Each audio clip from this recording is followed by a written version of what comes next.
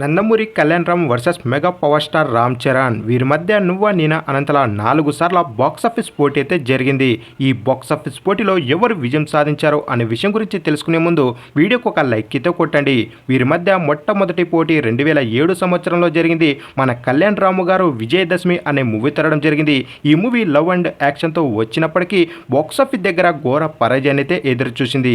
ఈ మూవీకి వారం రోజుల గ్యాప్తో మన mega power star Ram Charan గారు చిరుత మూవీ తరడం జరిగింది. ఈ మూవీ మన రామ్ చరణ్ గారికి తొలి చిత్రం అని చెప్పుకోవచ్చు. ఈ మూవీ బాక్సాఫీస్ దగ్గర భారీ ఎక్స్పెక్టేషన్ల మేరకు రిలీజ్ అయిన చిత్రం అని చెప్పుకోవచ్చు. ఈ మూవీ యొక్క దర్శకుడు పూరి జగన్నాథ్ గారు ఈ మూవీని తెరకెక్కించడం జరిగింది. ఈ మూవీ యొక్క మ్యూజిక్ డైరెక్టర్గా మనీష్ శర్మ గారు అద్భుతమైన సాంగ్స్ ని అందించారని చెప్పుకోవచ్చు. ఈ మూవీ బాక్సాఫీస్ దగ్గర మంచి విజయాన్ని అయితే నమోదు చేసుకుంది. ఇలా మొదటిసారి బాక్సాఫీస్ పోటీలో మన mega power star Ram Charan గారు కళ్యాణ్ రామ్ గారిపై విజయం సాధించారని చెప్పుకోవచ్చు. ఇక వీరి మధ్య రెండవసారి బాక్సాఫీస్ పోటీ 2010 సంవత్సరంలో జరిగింది. ఈసారి కూడా మన కళ్యాణ్ రాము గారు కత్తి మూవీ తరడం జరిగింది. ఈ మూవీ యాక్షన్ చెల్లెల్ సెంటిమెంట్తో వచ్చినప్పటికీ బాక్సాఫీస్ దగ్గర మాత్రం జస్ట్ యావరేజ్ చిత్రంగా అయితే నిలిచింది. ఈ మూవీకి 2 వారాల గ్యాప్తో మన mega power star Ram Charan గారు ఆరెంజ్ మూవీ తరడం జరిగింది. ఈ మూవీలో సాంగ్స్ ఆకట్టుకున్నప్పటికీ బాక్సాఫీస్ దగ్గర మాత్రం ఘోర పరాజయాన్ని అయితే చూసింది. ఇలా రెండవసారి బాక్సాఫీస్ పోటీలో మన కళ్యాణ్ రాము గారు యావరేజ్ చిత్రంతో రామ్ చరణ్ గారిపై పేంజలు అయితే కొనసాగారని చెప్పుకోవచ్చు కత్తి మూవీతో. ఇక వీరి మధ్య మూడవసారి బాక్సాఫీస్ పోటీ కాస్త గ్యాప్ తో జరిగింది. 2015 సంవత్సరంలో మన mega power star Ram Charan గారు బ్రూస్లీ మూవీ తరడం జరిగింది. ఈ మూవీలో mega power star Ram Charan గారి యొక్క తండ్రి మెగాస్టార్ చిరంజీవి గారు చాలా సంవత్సరాల తర్వాత ఎంట్రీ ఇవ్వడంతో ఈ మూవీ కలెక్షన్ల పరంగా పర్వాలేదు అనిపించుకున్నా కానీ ఈ మూవీ బాక్సాఫీస్ దగ్గర పరాజయాన్ని అయితే చూసింది.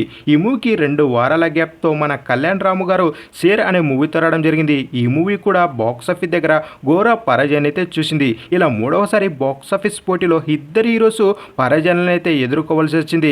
అలాగే ఆడియన్స్ ని పెద్దగా అలరించలేకపోయారని చెప్పుకోవచ్చు. ఇక ఫైనల్ గా వీరి మధ్య 4వసారి బాక్సాఫీస్ పోటీ 2018 సంవత్సరంలో జరిగింది. ఈసారి కళ్యాణ్ రాము గారు ఎమ్మెల్యే అనే మూవీ తరడం జరిగింది.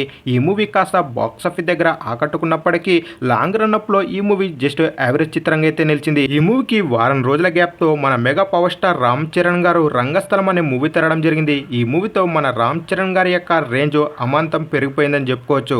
ఈ మూవీ యొక్క మ్యూజిక్ డైరెక్టర్ గా మనకు దేవిశ్రీ ప్రసాద్ గారు ఎక్సలెంట్ సాంగ్స్ అయితే అందివ్వడం జరిగింది.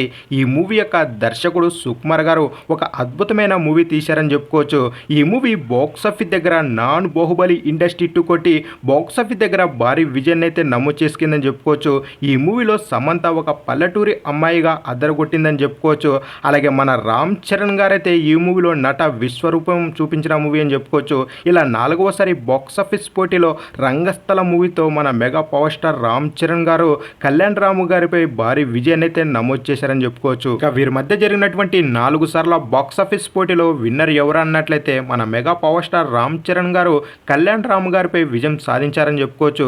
వీరి మధ్య జరిగినటువంటి బాక్సాఫీస్ క్లాస్ లో మీకు బాగా నచ్చినటువంటి క్లాసు అలాగే మీ అభిమాన హీరో ఎవరో కింద కామెంట్ అయితే వేసుకోండి. అలాగే వీడియో నచ్చినట్లయితే తప్పకుండా వీడియోకి ఒక లైక్ కొట్టి ఈ వీడియోని మీ ఫ్రెండ్స్కి అయితే షేర్ చేయండి.